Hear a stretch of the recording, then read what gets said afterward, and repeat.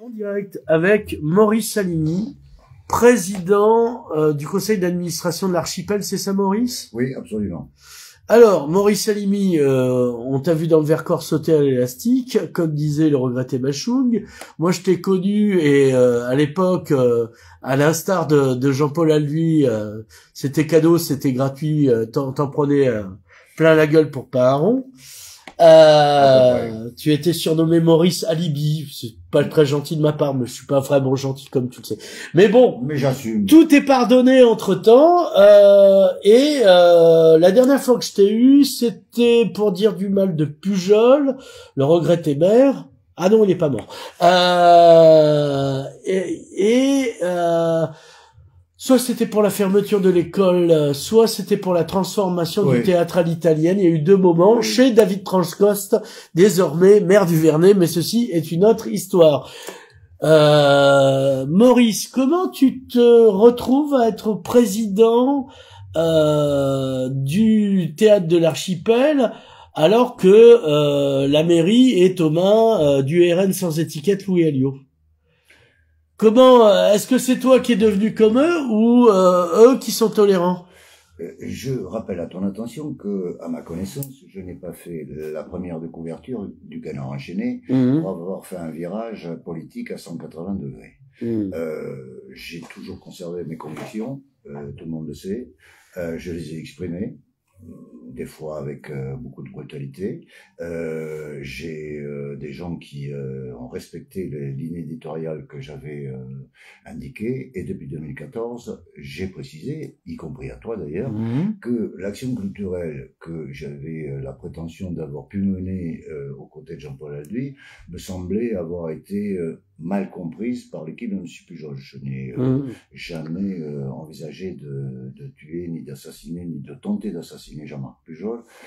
J'ai simplement critiqué l'action culturelle qui était menée sous sa direction. J'ai gardé un silence absolument assourdissant pendant 7 ans. Je n'ai pris la parole à l'égard d'aucun dossier culture, nonobstant le fait que j'y ai conservé mes amis, jusqu'à maintenant d'ailleurs, dans les équipes municipales d'ailleurs, qui n'ont pas été modifiées, qui n'ont pas été changées, mais également dans le milieu culturel de Perpignan, qui constitue notre vivier, qui constitue notre, en tout cas pour ceux qui nous concernent, toi tu es infiniment plus jeune, qui constitue mon adolescence avec des maîtres à penser, avec des grands frères, je les appelle les grands frères, des gens souvent qui nous ont accompagnés, qui nous Tu peux donner des noms Oui, bien sûr, bien sûr.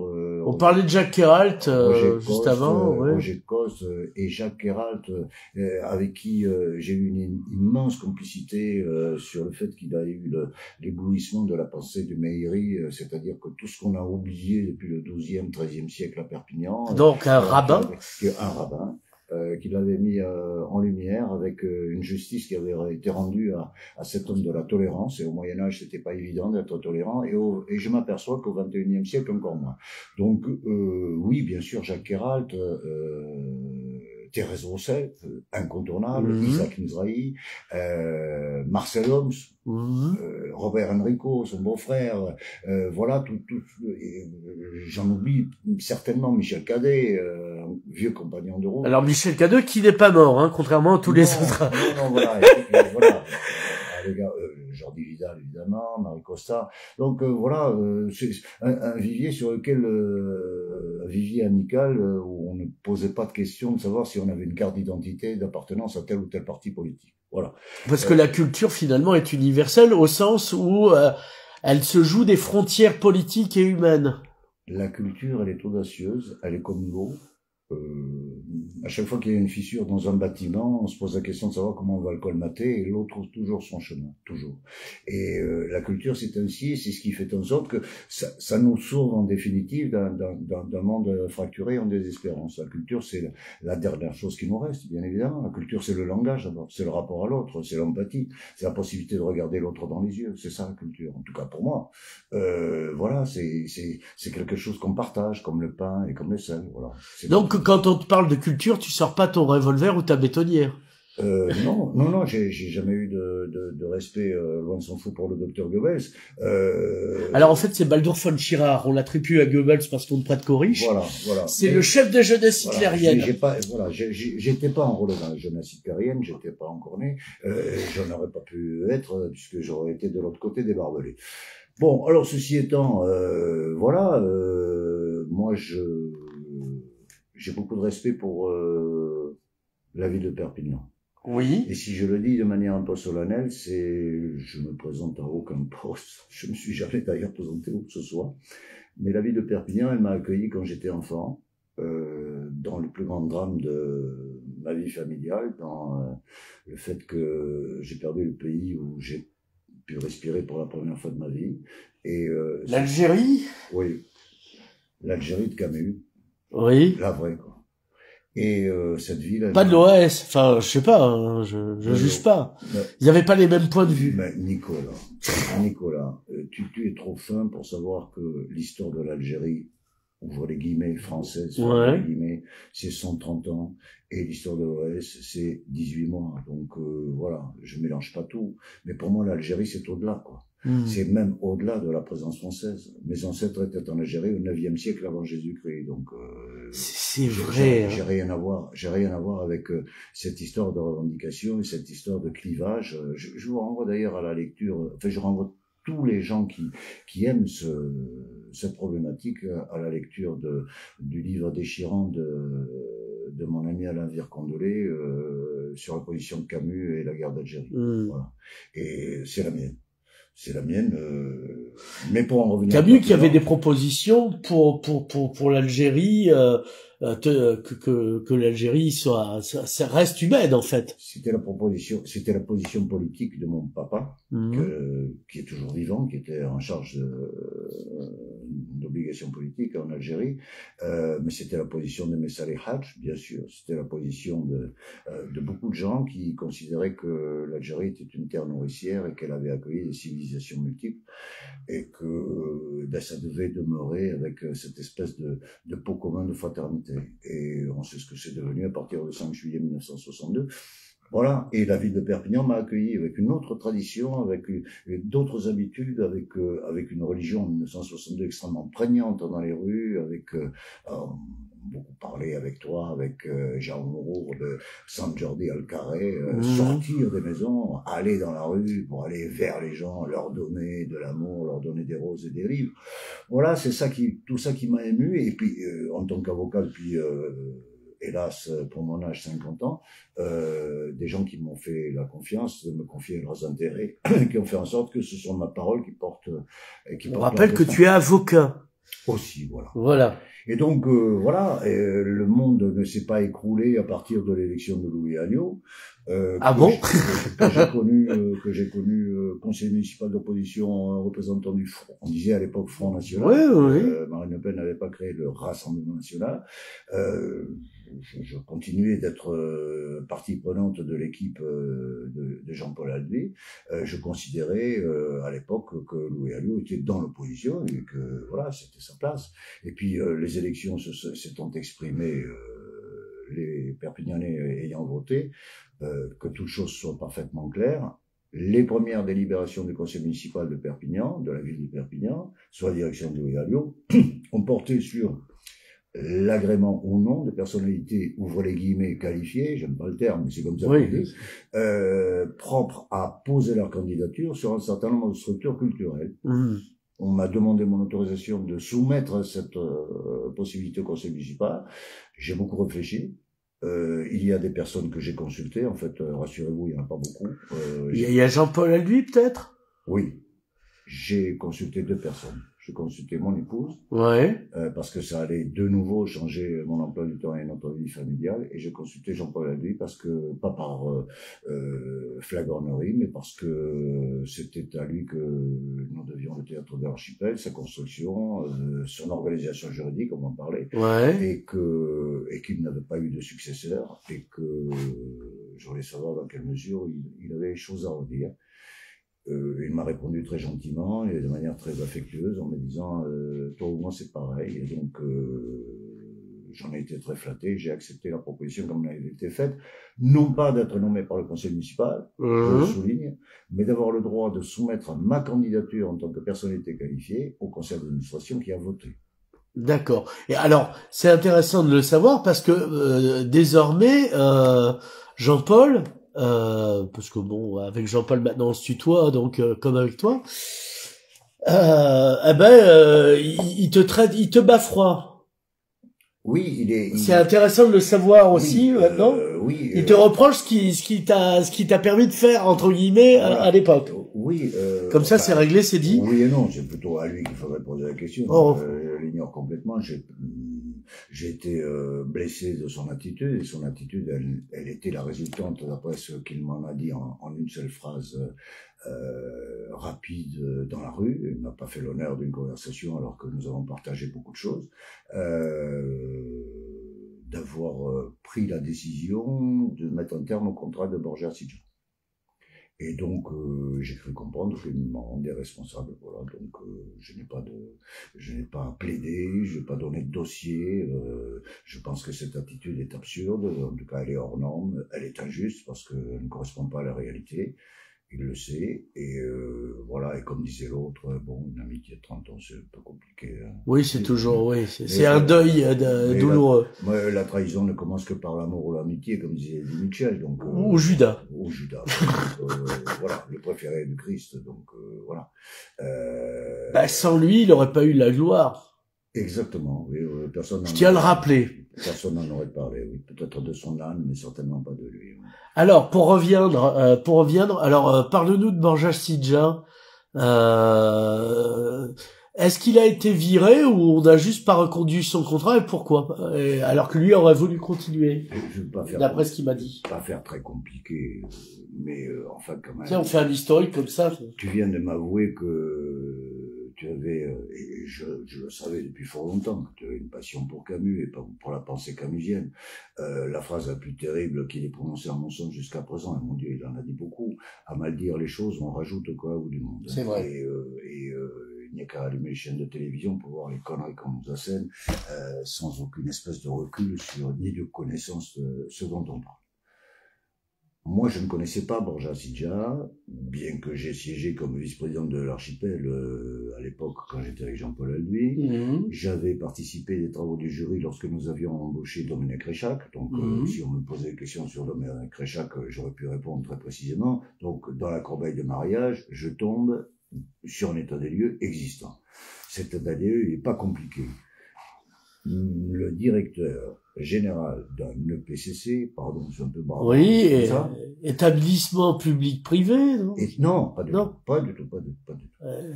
Alors, l'archipel. On va revenir à Borja, ne t'inquiète pas. L'archipel, c'est 2 fois des parties différentes. Première partie, 2 joueurs.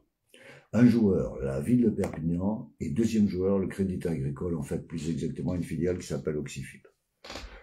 Ça s'appelle un partenariat public-privé. Partenariat public-privé, ça a existé, ça continue à exister pour la construction de l'Opéra Bastille, pour la construction d'un certain nombre de scènes nationales, parce qu'on n'a pas de fric. Oui. Quand je dis la construction, je parle au sens construction du terme, c'est-à-dire au sens maçon du terme. Bon. Surtout quand on veut Jean Nouvel. La coquille. Et donc ça coûte des millions d'euros. À partir de là, les collectivités, que ce soit des villes ou que ce soit des communautés urbaines ou des régions, s'adressent à des banquiers et on fait des partenariats. Voilà. Ça s'appelle non pas un EPCC, ça s'appelle un PPP. Donc, ah oui, c'est ça. Je suis trop fait. 2008, la ville de Perpignan prend accord dans le cadre d'un PPP avec un partenaire de route qui s'appelle Oxifip Crédit Agricole. Et on dit, on nous prête du fric, on va construire la baraque. Voilà. Ça, c'est un. Et après, comment ça fonctionne?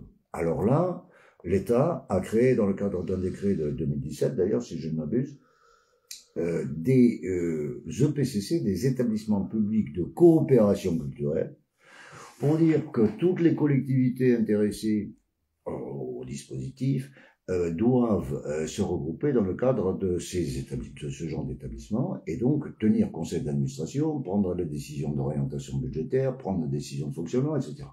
Ça s'appelle un EPCC. Dans le cadre de cet EPCC, pour ce qui nous concerne, c'est le PCC de l'Archipel, il y en a partout en France, hein, 73 scènes nationales en France, je rappelle, eh bien, il y a siège la ville de Perpignan, siège la région, bien évidemment, présidée par le Hidalgo, siège l'État, représenté par le DRAC, ministère qui représente lui-même le ministère de la Culture, siège le représentant du personnel, siège le régisseur, c'est-à-dire le représentant de l'administration fiscale, et siège, ce qui me semble très très important, le représentant du personnel de l'établissement.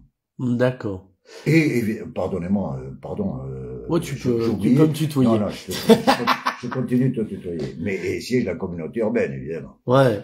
Parce que ils sont apporteurs financiers, mais ils sont aussi, alors je parle pour l'État maintenant, ouais. Quand tu obtiens ce qu'on appelle le label dit, ouvre les guillemets, scène nationale, parce qu'il y a un sous-label qui s'appelle, moins contraignant, qui s'appelle scène conventionnée, mais disons, nous on est scène nationale, ça suppose des droits à obtenir la subvention d'État, mais également des obligations. Il y a un cahier des charges, comme on dit. Voilà. Et nous ne sommes pas, à partir du moment où nous parlons de spectacle vivant, nous ne sommes pas des tourneurs. D'accord.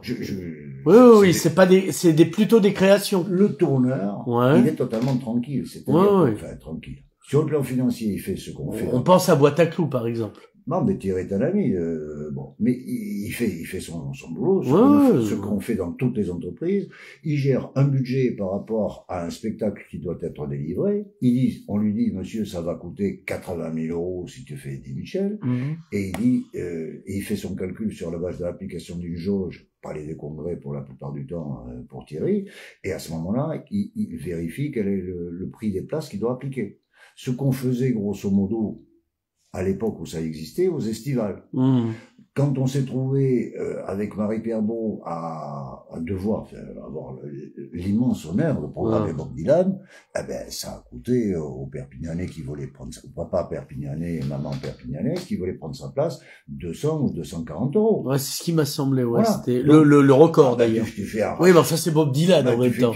C'était un prix Nobel. Mais c'est pas parce que c'est Bob Dylan. On fait John Baez, on a fait Baryshnikov, on a fait Julia Meguenes-Johnson. C'est pas ça la question.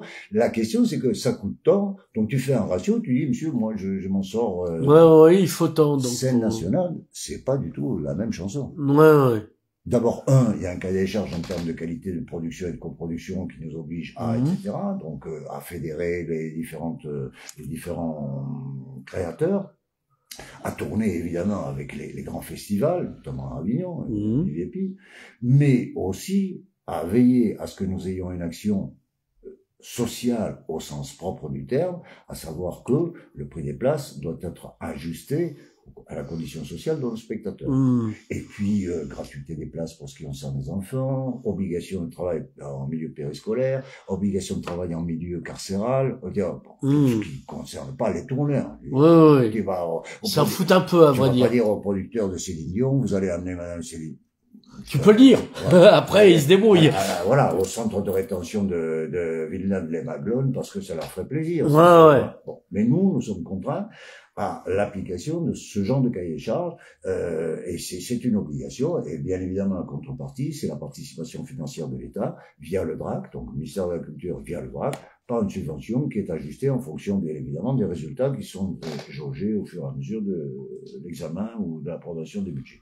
Voilà. Pardon d'avoir été un peu compliqué, mais non, mais il faut rétablir les. Il y a un jeu à deux, c'est-à-dire que la ville de Perpignan s'est engagée dans le cadre du PPP avec Madame Crédit Agricole jusqu'à du concurrence de 38 millions d'euros prêtés pour construire l'archipel. Ça, c'est un engagement de la ville de Perpignan et des Perpignanais avec leurs impôts, hein. C'est pas ni Pujol, ni Albi, ni Alliot. Et puis, donc, depuis 2009, hein, t'as qu'à faire le calcul. Et puis, à côté de ça, il y a le PCC qui fonctionne. Voilà, super. Combien ça coûte par an, le théâtre de l'Archipel, et combien rentre dedans? Le théâtre de l'Archipel a un budget actuellement affiché de 12 millions par an. Alors, à l'intérieur des 12 millions, qui peut être une somme astronomique qui fait mal à la tête, à l'intérieur des 12 millions, il y a bien évidemment le remboursement du bâtiment. Du bâtiment, qui, jusqu'à du concurrence, somme de l'ordre de 4 millions, 4-5 millions, qui sont exclusivement pris en charge par la ville. Ça concerne pas les autres partenaires. Oui. Et puis après, il y a fonctionnement investissement. Actuellement, 48 personnes au titre des personnels. Et donc, il y a bien évidemment la masse salariale. Il y a 53 employés. Alors, quand tu dis 53, tu as raison de me rectifier pour une raison très simple, c'est que l'archipel a regroupé le théâtre dit à l'époque, à notre époque de notre jeunesse municipale, on place le théâtre Elisabeth. Ouais, là où il y a des cours de droit désormais. Plus le Mediator. D'accord. Ah oui, c'est vrai. Le Mediator. Donc l'archipel, le PCC archipel, c'est l'archipel plus le Mediator. D'accord. Alors, c'est assez. Alors, quand on me dit oui, mais c'est un peu compliqué, vous savez, le personnel, machin, etc. Il faut rappeler quand même, parce qu'on est perpignanais, que on est. Je vais faire de la peine à personne, on n'est pas sur le plateau des Bilvaches et qu'on n'a pas attendu quelque équipe municipale que ce soit, ni ta génération ni la mienne, pour faire en sorte que ce département soit hyper trophié en matière culturelle, en matière d'art visuel, en matière de littérature. En matière ça vient de l'histoire, et des gens de l'extérieur qui aiment la lumière et des producteurs locaux, comme on dit, pour les artichauts. Comme disait notre ami Thierry Grillet, ça vient peut-être des sénateurs romains qui sont venus à Opertus pour rencontrer Hannibal. Voilà. Qu'est-ce que tu veux que je te dise? Chacun son histoire. Ouais. Voilà. Et ça, c'est une histoire qui est millénaire, et c'est comme ça. À partir de là, pour ce qui concerne le dispositif culturel dont on a hérité, c'est-à-dire des années 50-60, de la gestion Paul Alduy, il y a eu énormément de dispositifs qui ont été créés, et il fallait les mettre en harmonie. Et au titre de spectacle vivant, on a regroupé ce qu'on appelait des régies municipales au sein de l'EPCC. Je parle du spectacle vivant, évidemment. Voilà. Alors, évidemment, les personnels qui étaient disséminés dans les différentes régies, qui n'avaient rien à voir les uns avec les autres parce qu'ils avaient des tâches qui étaient très différenciées, eh bien, ils ont été regroupés dans le cadre de l'archipel. Et donc, ces personnels-là ont eu une feuille de route qui était un petit peu différente, un petit peu différenciée par rapport à ce qu'ils avaient fait jusqu'à présent. Mais c'est comme ça, c'est le code du travail, les autres. Alors, pour revenir à Borja Sidja, il y a eu un rapport du personnel qui lui était pas très favorable, apparemment. On parlait de harcèlement ou quoi? C'est quoi cette histoire? On parlait de Camus, voilà. Ouais. Il faut revenir à... Monsieur Borja Sidja, comme tous les directeurs de scène nationale, bénéficie de contrats de droit privé c'est la loi, ça, c'est pas Perpignan qui l'a imaginé, de 3 ans, renouvelables ou non. D'accord? C'est-à-dire que tu dois exécuter les 3 ans, et 6 mois avant l'expiration du délai de 3 ans, on doit te dire si oui ou non on te renouvelle. Et toi aussi, de ton côté, tu dois dire si oui ou non tu maintiens ta candidature à ton renouvellement. Ouais. Borja Sidja était, ça c'est sur le plan de son dossier strictement juridique, était en poste depuis très exactement 4 ans lorsque j'arrive, donc il avait fait 3 ans, plus renouvelé 1 an, plus 2 ans à échoir, et lorsque nous prenons connaissance, non pas d'un rapport du personnel, parce que il n'existe pas de rapport sur la pétition sur les réseaux sociaux, mais ça, j'ai pas entendu dire que ça ait pu exister. Non, il y avait un rapport demandé par l'administration de monsieur le maire de Perpignan, qui s'appelait Jean-Marc Pujol, à un organisme indépendant qui s'appelle KPMG, Montpellier. Ouais. Alors, un organisme d'audit. D'accord. Et ce rapport, qui compte une 60aine de pages, a été déposé et porté à la connaissance de monsieur le maire de Perpignan, qui est quand même concerné fonctionnellement par oui, a priori. Ce rapport est pas terrible. On va le dire comme ça. Ce rapport n'est pas terrible parce qu'il met en exergue un certain nombre de difficultés, de méconnaissance de règles administratives et comptables par son directeur, mais également de difficultés de coexistence au niveau de la direction, au niveau de la répartition des services, etc. Bon, j'ai posé la question de savoir ce qu'on en faisait, et on m'a dit, bon, ben, écoutez, ce rapport, il existe, il est absolument incontournable, il va falloir en tirer les conséquences. Bon, c'était pas l'heure encore de tirer quelques conséquences que ce soit, et je n'ai rien eu contre Borja Sidja, qui était, au titre de sa fonction et de son statut, comme tous les directeurs de scène, le patron. C'est pas le président qui dirige l'archipel. Le président, il préside le conseil d'administration. Il fait en sorte que ça continue à fonctionner. En revanche, c'est le directeur qui a une responsabilité en termes de... c'est la différence entre toi tu présides et il est le Premier ministre, puisque il a l'action au sens de la Cinquième République, je veux dire. Alors, le statut, je l'ai souvent dit aux représentants de l'État, il est dichotomique et absurde, parce qu'il est presque schizophrénique. Il a le directeur, je sais pas... Mais t'as la même chose à l'Institut Jean Vigo, un président, un directeur. On est d'accord. Pareil à la Casa Musicale, voilà. Sauf que, à l'archipel, enfin sur la scène nationale de manière générale, ils ont la direction du personnel. C'est eux qui sont responsables de la conduite ou non des contrats de travail des différents personnels, des mesures de sécurité, et mon Dieu, il y en a des milliards, du respect de la loi en ce qui concerne la comptabilité publique et de la gestion de l'établissement. Et alors ça, c'est le boulot administratif. Et puis, à côté de ça, il faut qu'ils aient une fibre artistique suffisante à définir leur programmation. Ils sont seuls responsables de leur programmation. Et ça, c'est important de devoir le rappeler. Donc, à partir de là, nous nous sommes trouvés avec plusieurs phénomènes météorologiques qui nous ont rattrapés. Le premier, je te fais pas long, c'est la crise sanitaire. La crise sanitaire, tu vas me dire, oh, mais on s'en fout, ça a touché tout le monde. Peut-être. Mais on s'en fout, ça a touché tout le monde. Voilà. Tu vois, je te le dis. Tu me le dis, merci. Mais peut-être, mais pour ce qui concerne des spectacles vivants, c'est 15 mois de fermeture imposée. Donc, aucune recette en amortissement. Regarde, la porte est fermée. Avec des obligations de maintien à niveau des bâtiments, en termes de sécurité, de gestion des personnels qui se trouvent sur le quai de la gare et se posent la question de savoir si on va rouvrir un jour. Et puis, pour des raisons obscures, le ministère dirigé par Madame Bachelot a considéré que c'était le bon moment, compte tenu du changement d'orientation politique de la ville de Perpignan, pour montrer qu'elle existait. Elle nous l'a très très bien montré, parce que elle a, et je rejoins ta question, pour t'alimenter d'informations, nous avons subi une enquête qui a duré 1 an et demi, qui n'est pas totalement terminée, dirigée par la médecine du travail. Souffrance au travail, difficulté de rédaction des fiches de poste, organigramme, je te fais simple. Quand ça a été à peu près terminé, on nous a dit, écoutez les amis, on va vous envoyer à l'inspection du travail. Normes de sécurité, etc. Et puis quand ça a été fini, on a eu droit et on a eu les honneurs d'un contrôle fiscal. D'accord. Voilà. Et ça c'est su dans la presse, parce que des fois je suis sur autre chose. Mais Nicolas, je suis resté taisant depuis 2 ans et demi. C'est ce qui m'a semblé, c'est pour ça. Je devais absolument sauver le bébé, et les Perpignanais auraient pu me répondre, vous êtes bien gentil, c'est votre taf, si vous n'êtes pas content, vous n'avez qu'à le laisser à quelqu'un d'autre. On n'avait qu'à donner les clés du camion à quelqu'un d'autre. Voilà, c'est tout. Parce qu'en gros, ils auraient eu raison. On a hérité du scandale autour de la maltraitance des employés. Ça, je me souviens dont on en a parlé. Non, mais je vais te donner. Mais c'est pas toi qui es intervenu, d'ailleurs. Non, je n'avais pas à intervenir. Le responsable du personnel, c'est le directeur général. Donc, par conséquent, c'était à lui à répondre si oui, si non. Mais ça, c'est sorti quoi? D'abord, on n'a jamais parlé de maltraitance, on a parlé de difficulté d'exercice du travail, de pénibilité du travail, parce que quand on dit travail, c'est pas un ouvrier fraiseur qui fait ses 6 heures ou ses 8 heures ou ses 7 heures, c'est pas la question.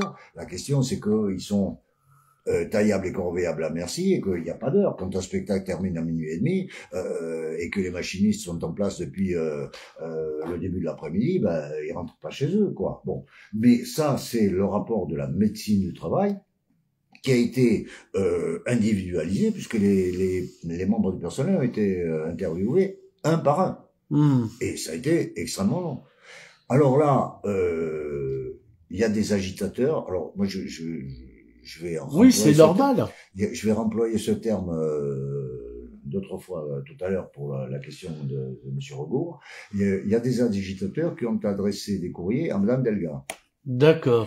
Et Madame Delga, c'est son droit le plus absolu, en tant que partenaire, m'a adressé personnellement une lettre, donc je sais de quoi je parle, pour me poser la question de savoir si j'étais en charge de ce problème, etc. Je lui ai immédiatement répondu en lui envoyant les délibérations des conseils d'administration qui se tenaient, et au fait que les administrateurs, dont ses représentants, puisqu'on en a 3, étaient parfaitement au fait.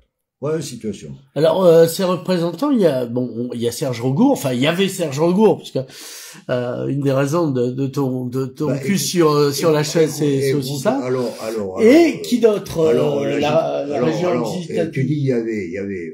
Je rappelle que, à mon avis, on n'est pas en Tchétchénie ni en Afghanistan. Quand on remet sa démission, on doit l'adresser au président, on l'adresse pas à la presse. D'accord. Alors, Monsieur Regour, il l'a adressé à Louis Alliot. Il lui a écrit un mail. Mais en lui disant très précisément qu'il avait pris conscience de ce que le véritable président de l'EPCC, c'était Monsieur Alliot et c'était pas moi. Voilà. Donc, bon, ça peut être vexant. Non, ce sont des phrases qui ne le grandissent pas. Il a été professeur de droit. Bon, très bien. C'est parfait. Sauf que il a oublié les formes et il a oublié de respecter les gens. Voilà. Et cette attitude ne mérite aucun respect. Je veux dire pourquoi. Parce que, Monsieur Regour a siégé dans l'ensemble de mes conseils d'administration. Les conseils d'administration, c'est mieux de le dire, ils sont actés en délibération, ils sont signés par tous les administrateurs, ils sont remis en préfecture pour le contrôle de légalité. Et pas une association de boules. Hein. Donc, encore que j'ai rien contre les... De boulistes, parce que de boules, ça peut prêter à confusion, surtout avec le dernier livre de Monsieur le maire, mais bon, passons. Exactement. Enfin, le maire, pas le maire, Bruno, pas Louis. Et puis, il y a eu cette procédure dont nous allons parler, la soi-disant difficulté des procédures de recrutement, et Monsieur Regour a décidé de donner sa démission. Et encore une fois, il l'a adressé à une mauvaise personne, qui n'est pas habilité à la recevoir, il l'a adressé à la presse uniquement pour faire agitateur de particules nauséabondes sur les réseaux sociaux. Alors que dans mon pays, quand on a quelque chose à dire à quelqu'un, et surtout au conseil d'administration, on se présente et on s'explique. En 2 ou 3 occurrences, il n'est pas venu, il a fait lire une pétition non signée par l'une de ses collègues, Madame François. Je m'en suis ému à Madame Delga, qui ne m'a toujours pas répondu. Madame Langevin m'a fait connaître qu'elle se désolidarisait totalement de cette motion, qui est ahurissante. Voilà. Alors donc, moi j'en suis là sur la base d'une mauvaise querelle qui est faite. Si tu me poses la question de savoir s'il y a une difficulté, je vais te répondre et je ne ferai pas le faux cul. Y a-t-il une difficulté? Mais bien évidemment qu'il y a une difficulté. Seulement, pourquoi je voulais m'entretenir avec toi, c'est pour attirer ton attention, l'attention de ceux qui me et des auditeurs, parce que bon, s'il y a avec moi, sur le fait que il y a un vrai problème et que le problème il faut le poser.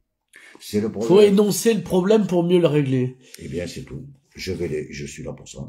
Je vais l'énoncer. Le problème, c'est de savoir si, oui ou non, les Perpignanais, c'est-à-dire ceux qui ont accès à ce dispositif culturel, les gens qui, par leurs impôts, nous permettent effectivement... Les communautés urbaines, comme on appelle ont droit ou non à la parole, ou est-ce que nous sommes rendus de nouveau à 1792 et que c'est Paris qui doit décider pour nous. Voilà, c'est tout. Et donc, ceci étant, moi je suis là pour le dire. Avant de rencontrer Madame la Ministre, bien évidemment, pour le lui dire avec force et détermination. Alors, tant que je t'ai sous la main, à propos de Paris, il y a le Saint-Déac, pas le Saint-Dédrine, qui a réagi à la nomination de Jackie Surju, Collet, en disant que eux se désolidarisaient et qu'ils étaient quand même plutôt d'accord avec Regour. Alors dis-nous qui est le Syndéac. Alors moi je vais dire ça. Parce que sinon on voit pas mais qu'est-ce qui nous emmerde cela? C'est quand même pas rien le Syndéac. Alors et qui veulent délabelliser. Voilà, en plus. Voilà. Donc c'est cadeau.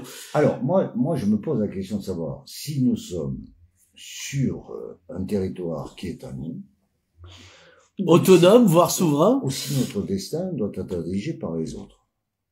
Encore une fois, j'ai beaucoup de respect pour les institutions de la République. Mais on a fabriqué des régions. La région, la grande région maintenant. Qui a la taille de l'Autriche. Hein. Moi je dis ça, je dis rien. Exactement.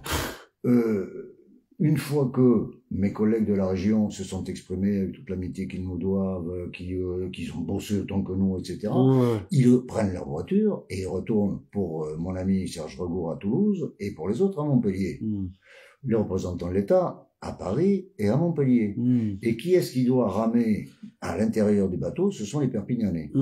Donc, ils ont, je leur dénie pas pour autant le droit de donner leur avis. Tu es donc devenu catalaniste. Non, je suis c'est une espèce de clin d'œil. Oui, ça c'est encore un autre débat. Je dis simplement que c'est vertueux d'avoir un établissement coopération culturelle, bien évidemment. Sauf que à un moment donné, et je voudrais simplement qu'on en termine avec cette histoire de fin de contrat de Borja avant de venir à la suite chronologique. Finissons-en avec Borja, si j'ose dire. Pardon. Monsieur Borja, comme c'est son droit le plus absolu, nonobstant toutes les difficultés que je viens de dire, reconduit sa demande de candidature pour ce qui concerne un troisième mandat. Il y a expiration du deuxième mandat. Bon, très bien. Il en est rendu évidemment compte au conseil d'administration, il envoie une note d'orientation, c'est-à-dire c'est son obligation légale de dire où il va, qu'est-ce qu'il propose, etc. Et nous sommes amenés à voter. Il n'y a pas de jury là. Hein. C'est le conseil d'administration souverain qui doit décider si oui ou non il reconduit le contrat du directeur de l'établissement pour une durée de 3 ans. Voilà la question qui est posée. 17 votants. 2 pour. D'accord, oui. C'est un petit ratio. Non, on dirait Nicolas Lebourg qui essaye de rentrer à l'université de Perpignan. Voilà, 7 voix sur 10 contre lui. Exactement. Donc, je le redis, 17 votants, 2 pour. Cherchez l'erreur. Difficulté. On me dit, de la part de certains collègues, c'est un scandale. Où est le scandale? La démocratie s'est exprimée, le vote a été recueilli à bulletin secret, le PV est enliassé en préfecture, circuler, rien à voir. Nous prenons, alors, cette plaisanterie dure depuis le mois de novembre 2021. Je répète, novembre. Oh, c'est une vieille blague pour ainsi dire. Novembre depuis 2021. Le 29 novembre 2021, le conseil d'administration prend la décision souveraine de n'avoir pas à renouveler le contrat de M. Borja Sidja. Je demande, ça parce que c'est la loi, immédiatement à mes collègues de bien vouloir m'autoriser à lancer la procédure, donc d'appel à candidature, immédiatement. Parce qu'on peut pas rester comme ça et que la casserole est sur le feu. Bien, très bien. Alors, je vais vous expliquer très exactement ce qu'il va se passer. Non-renouvellement 29 novembre 2021.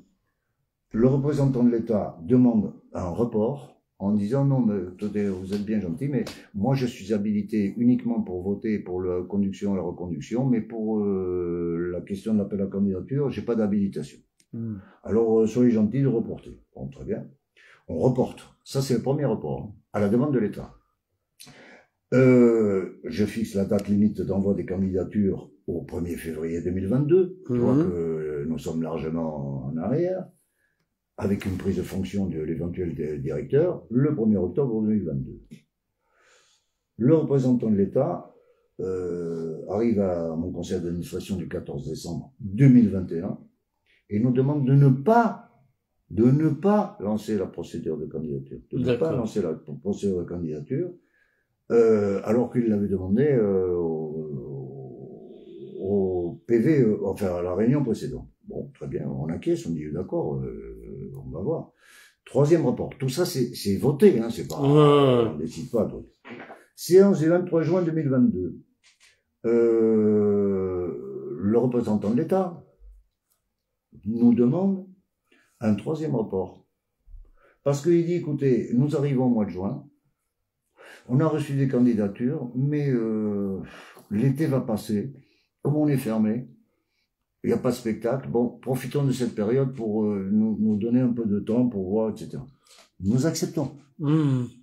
À l'unanimité, je veux dire. Bon, très bien. Et donc, la date limite de réception des candidatures que j'avais fixée au 1er juin 2022 avec mon conseil est reportée au 15 septembre 2022. Très bien. Pour publier une nouvelle annonce. Et on nous vend l'argument en disant, écoutez les enfants, à Perpignan, on a eu des difficultés, etc. Alors, comme il y a le Festival d'Avignon, c'est là que les acteurs des spectacles vivants se retrouvaient. L'info est peut-être pas trop bien passée, bon, pas de problème. Donc, on reporte de nouveau et on délibère à l'unanimité sur cette date. On reçoit 5 candidatures. Pardon de dire mais je reçois, c'est la loi. Puisque t'es président. 5 candidatures, en vérifiant des dates de réception, machin, etc. Alors, c'est quoi les c'est quoi les profils que tu reçois? Je reçois des profils de gens qui, à ma connaissance, n'ont jamais dirigé de scène nationale. D'accord. C'est l'argument qui est avancé par l'État, et je suis obligé de le constater, effectivement, ils n'ont jamais dirigé de scène nationale, mais bon, c'est de grands acteurs culturels, c'est pas la question. Dont Madame Jackie Surjus. D'accord. Alors, j'ouvre une parenthèse que je vais refermer très rapidement. Madame Jackie Surjus, entre-temps, comme elle était sous l'orientation de Borja Sidja, c'était son statut, le conseil d'administration, parce qu'il faut une signature, on n'a plus de directeur général, délivre une habilitation et une délégation officielle à Madame Jackie Surjus pour diriger la machine. Ce qu'elle fait. Alors, on arrive au 14 octobre 2022.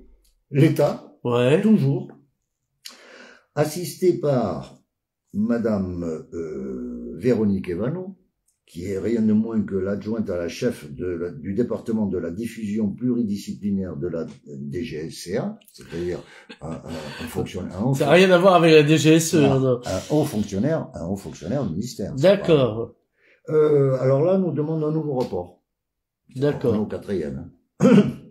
Parce qu'on nous dit... Est-ce que tous ces papiers, tu pourras nous les envoyer pour qu'on les publie?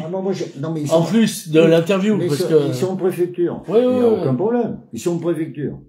Alors là, on me dit, comme motif, on vous demande un nouveau rapport parce que figurez-vous on essaie de vous aider, on est allé chercher un peu en France et en Navarre et dans l'outre-mer, et on a 2 candidats sérieux, mais là on n'est plus dans les délais. Oui, le Martiniquais qui est resté en lice jusqu'à la fin. On n'est plus dans les délais. Bon, très bien. Alors le conseil d'administration accepte, il délibère en augmentant de nouveau les délais pour accueillir 2 nouvelles candidatures. Bon.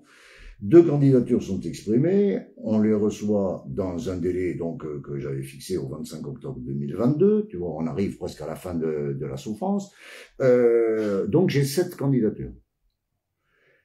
C'est un bon chiffre. Et là je dis, parce que c'est la loi, c'est pas moi qui l'ai inventé, il va falloir réunir le jury maintenant.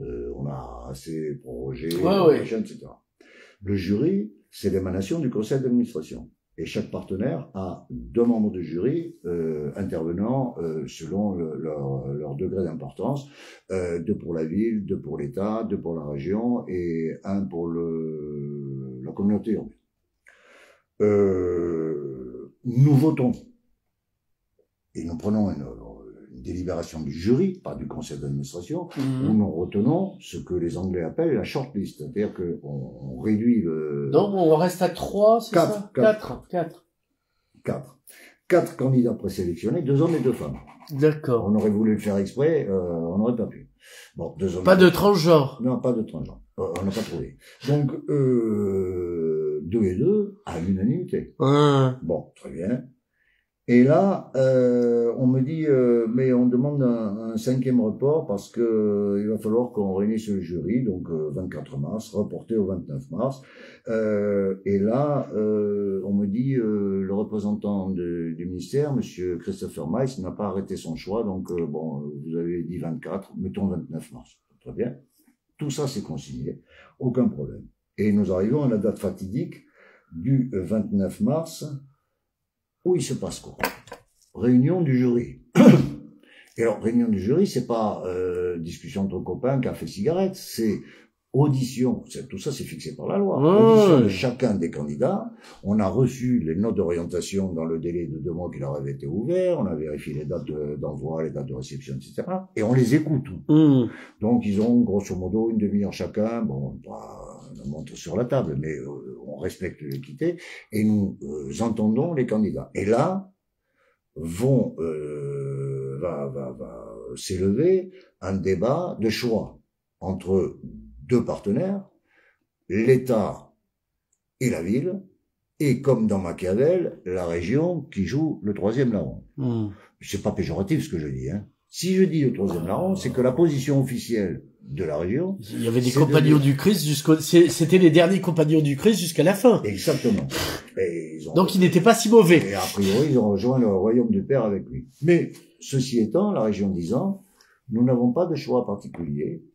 On est d'accord pour s'aligner sur le consensus entre la ville... La région, en l'occurrence, les 3 représentants. Monsieur Regaud. Dont Serge Regaud. Présent physiquement. Ouais. Et le choix que vous aurez fait tous les deux, eh ben on non, parce qu'André disait qu'il n'était pas là aussi. André non. Regaud était là, sur cette occurrence-là de la réunion du jury, sur la shortlist, il était là. Donc, Regaud, je dis bien le 29 mars. Ouais. Je pense qu'André Bonnet a dû parler de la réunion du 12 avril. Donc, il faut être précis. Bon, là, aucun consensus. Et sur la base de ça, je demande une interruption de séance du jury. Le jury se réunit de manière différenciée par rapport au conseil d'administration. Je le réunis à 12 heures. Et enfin, en fait, dans cette les auditions, c'est pas 12 heures, c'est pas vrai, c'est 9 heures, puisqu'on auditionne tous les candidats. À 12 heures, on délibère, et à 14h30, le conseil d'administration est convoqué pour prendre acte. Et je dis au conseil d'administration, je suis obligé de reporter le conseil parce que le jury n'est pas parvenu à un choix définitif.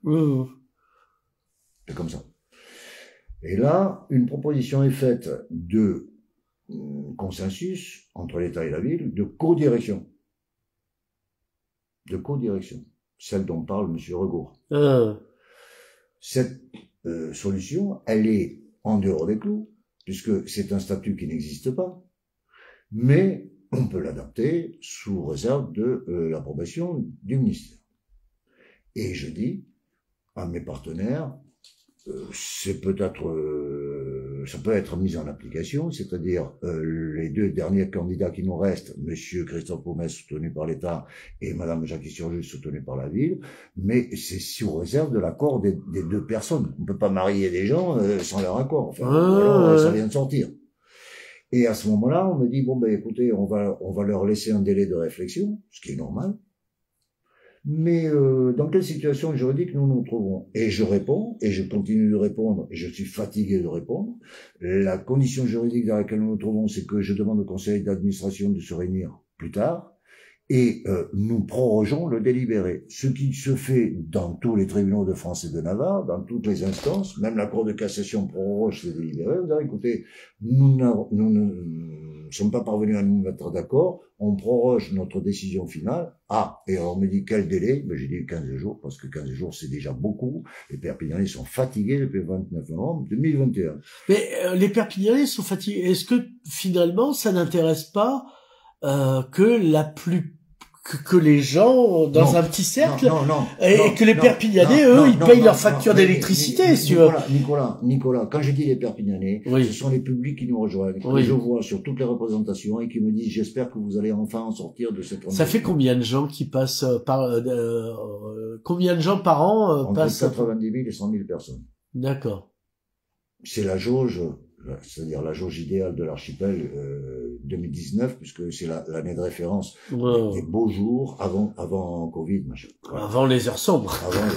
Exactement. Avant les années sombres. Voilà. Bon, donc entre 90 000 et 100 000, c'est pas rien du tout. Ils sont attentifs, pourquoi? Parce que le directeur général, les Perpignanais, bien évidemment, qui s'en foutent complètement de savoir comment on équilibre les budgets, c'est notre boulot. Mais les publics, ils ne s'en foutent pas de la programmation. Oui. Et ils savent très bien que quand ils auront un type qui dirigera le Boeing, la programmation, on pourra en discuter, elle est bonne, elle est moyenne, elle est...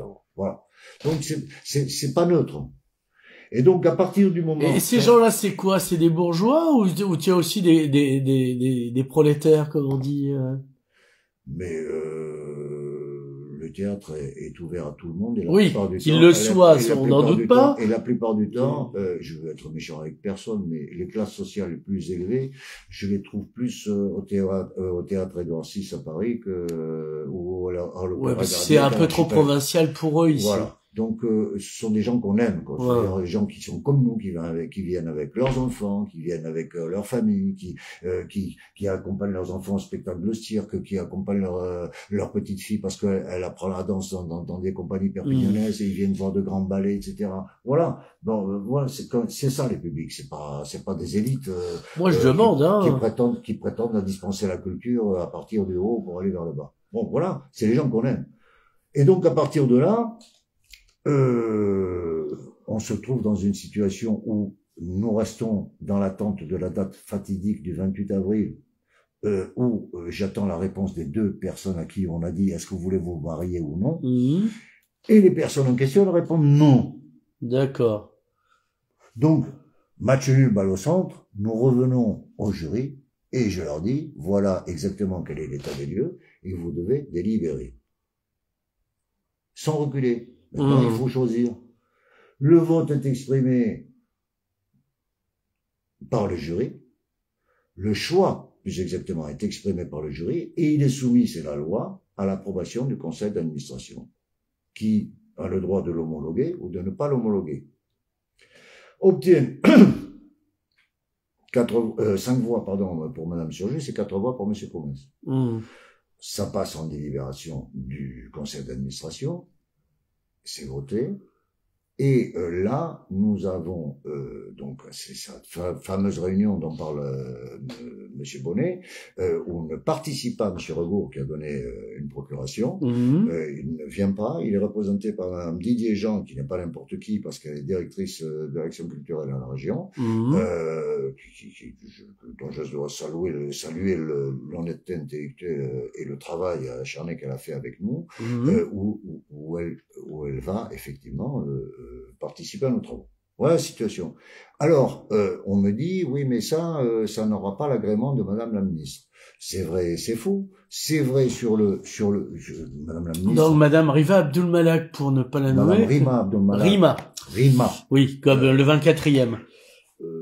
Oui, mais sauf qu'elle est libanaise d'origine et de culture française extraordinaire. Mais elle doit, c'est la loi aussi, c'est le statut du PCC, elle doit homologuer et confirmer la nomination telle qu'elle a été décidée par le conseil d'administration. Elle a 2 mois pour le faire. Si elle ne répond pas au bout de 2 mois, elle est censée avoir accepté. C'est le délai administratif classique, etc.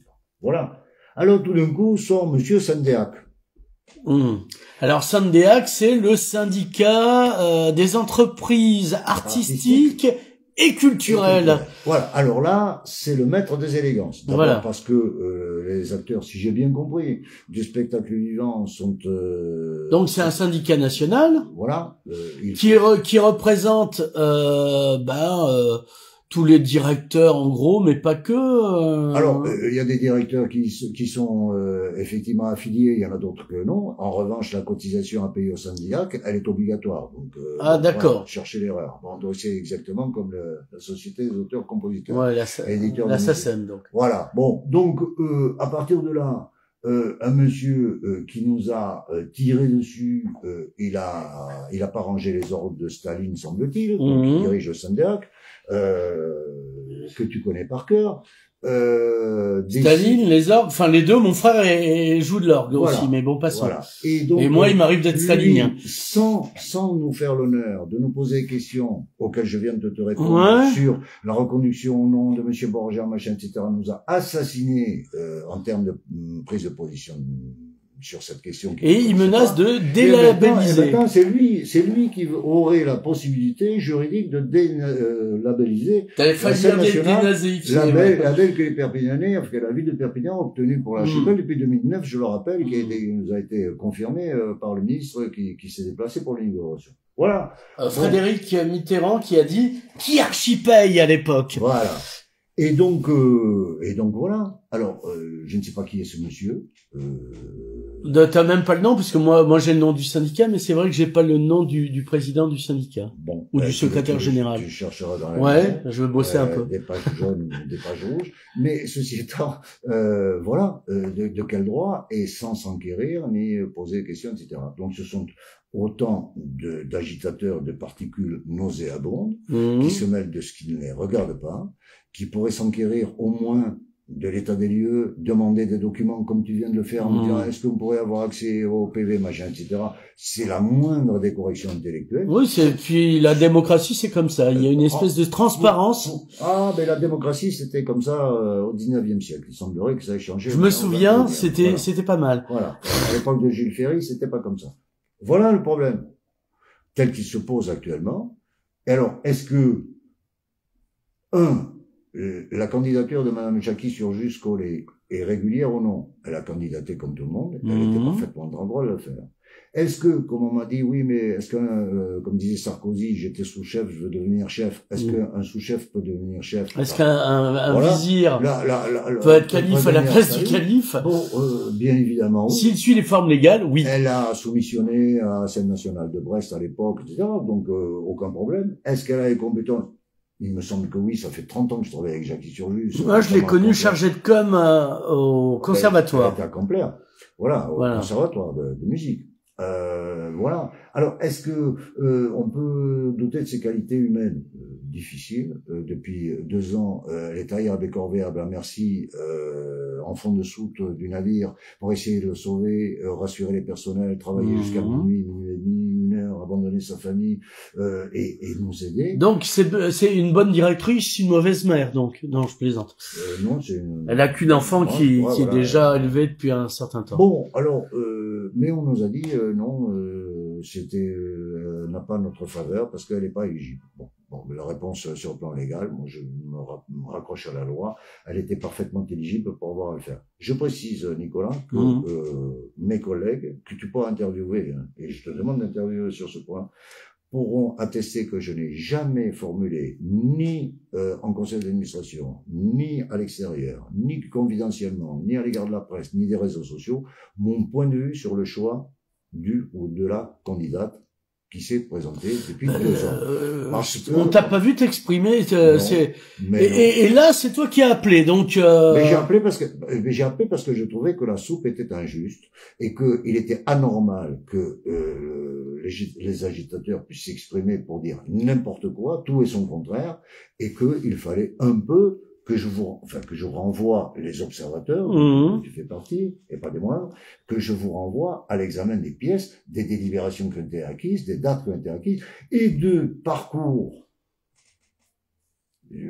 C'est toi qui es venu sur ce terrain tout à l'heure, un véritable chemin de croix. Je rappelle qu'il y en a eu 14 stations de chemin de croix. Moi, j'en ai eu 5 de demandes de report de l'État, simplement pour imposer son candidat ou sa candidate.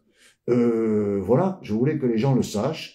Et que depuis soyons précis, je l'ai été tout à l'heure, le 29 novembre 2021, les demandes de prorogation pour essayer d'imposer un candidat ont été faites par les représentants de l'État. Force est de constater que c'est comme ça, et que si c'est Paris qui doit nous imposer effectivement ses choix au détriment de notre sensibilité, de la possibilité que nous aurions, nous, acteurs culturels, perpignanais ou roussillonnais, de définir une ligne éditoriale en termes de programmation artistique, il faut qu'on nous le dise. Il faut qu'on nous dise, bon, pour payer les impôts, c'est bon, pour payer l'impôt foncier, c'est bon, mais pour le reste... Mais il semble que c'est déjà eu lieu avec la nouvelle directrice de la Casa Musicale.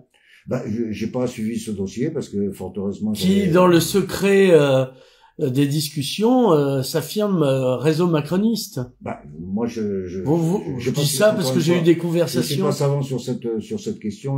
Je me garderai bien de. Voilà, non, mais je te dis ça. Voilà. Voilà. Pourquoi est-ce que vous acceptez à la Casa Musicale n'aurait pas lieu au théâtre de l'Archipel finalement? C'est le fond de ma question. Voilà.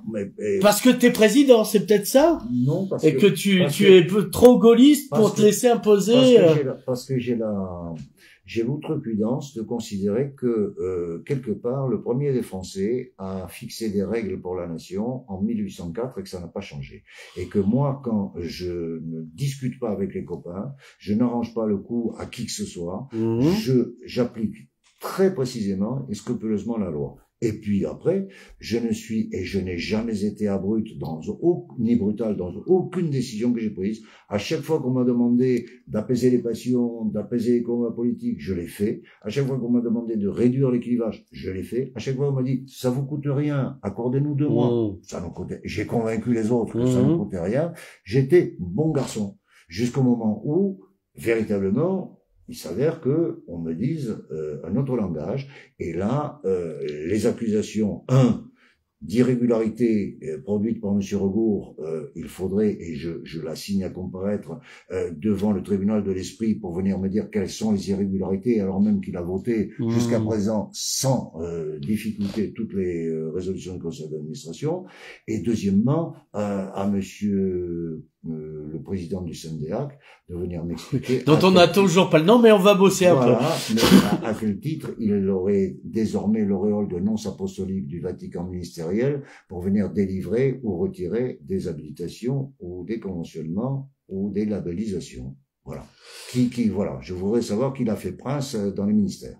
Bien, c'est lancé, on leur enverra l'interview. Comme ça, ils viendront peut-être s'asseoir là où tu as posé ton séant. Je ne crains aucun débat. Je viendrai avec mes dossiers et la passion que j'en ai de ce dossier parce que. Et comme Perpignan a ce problème, c'est peu de gens veulent parler ouvertement comme ça, et c'est bien aimable. Et il y a peu de, là c'est ma plainte personnelle, il y a peu de presse qui permettent le débat. Les grands débats publics, et puis tout d'un coup ça explose et on ne sait pas pourquoi. La démarche que j'en ai, je l'aurai avec le rédacteur en chef de l'Indépendant. Si ça l'intéresse, il te l'a proposé. Il me l'a demandé et notre rendez-vous est pris demain ou après-demain. Pour une raison extrêmement simple, c'est que le débat a été lancé, y compris dans le journal Indépendant, et que je ne veux pas que les gens nous renvoient dos à dos en disant bon, qu'ils se débrouillent et puis de toute façon il n'y a pas de fumée sans feu. Je veux que toute chose soit parfaitement claire et je veux que la polémique s'achève et qu'on en finisse avec ces accusations qui sont absurdes. Alors, la communauté urbaine, c'est pas signalé, c'est moi ou j'ai raté un épisode? La communauté urbaine a voté également mais en faveur de Madame. Elle n'a pas positionné son discours face à ce qui arrive en ce moment. Ça serait qui à la communauté urbaine qui serait censé? Il faudrait interroger Monsieur le Président. Robert Villa, donc. Robert Villa pour savoir quelle est son position. Je peux pas parler pour lui. On lui comme je parle pas pour Monsieur Louis Alliot non plus. Mais et Louis Alliot a pas répondu en public à l'interpellation de Monsieur Regour. Puisque là c'est toi, tu me diras. Nicolas. Oui. Non, mais il y a un endroit pour dire les choses. Oui. Je ne crains aucun débat, aucune bagarre, fût-elle politique, quand elle me concerne. Or, c'est quand même assez révélateur que M. Regour ait retrouvé de vieux réflexes. Alors que je pensais que, comme moi, il défendait un bébé que nous chérissions, qui défendait la culture, qui défendait Perpignan, etc. Il a retrouvé de vieux réflexes de gladiateur de la politique à s'adresser pour taper directement sur Alliot. Il se serait bien gardé d'envisager de me taper dessus parce que j'aurais répondu immédiatement en disant que c'était des contre-vérités. Donc le débat est le curseur pour M. Regour et pour le SENDEAC, parce que je le mets dans le même sac, il est désormais déplacé pour aller sur un combat politique qui n'est pas le mien. D'accord, on sort du champ de la culture d'après toi. Bien évidemment. Mais bien évidemment. Or, je dois rendre hommage à mon prédécesseur, si d'aventure il en avait eu besoin. Jean-Paul Albi. Que durant tout le temps de sa présidence, il n'y a jamais eu de combat politique. Enfin, il n'aura jamais permis en tant que président que les combats politiques puissent s'exprimer sur le dos de l'archipel. Et je veux que ça continue. Je veux que ça continue, que ça reste comme ça. Or, M. Regour est un sniper. Il est sorti du rang. J'attends toujours la réponse de Madame Delgare qui là actuellement est sur l'île de la Réunion. On m'a affirmé que elle me joignait dans le courant de la semaine. Parce que j'ose espérer que ce n'est pas la position de la région et que quelque part quelqu'un se comporte comme un franc-tireur. Et je veux savoir encore une fois, les accusations qui ont été formulées contre le conseil d'administration que je défends, elles l'ont été par une sorte de lettre anonyme, en tout cas c'est comme ça que je la qualifie, puisque j'ai demandé quels en étaient les signataires, personne ne s'est révélé pour en avoir été les signataires. Nonobstant le fait que ça a été lu en conseil d'administration, que ce soit annexé au PV, que ce soit actuellement en préfecture, et transmis à Madame Dalga. Et j'attends toujours qu'elle me dise si elle, effectivement, elle considère que c'est la position de la région. Ce dont je doute très largement. Maurice Salimi, merci. Mais merci à toi, Nicolas.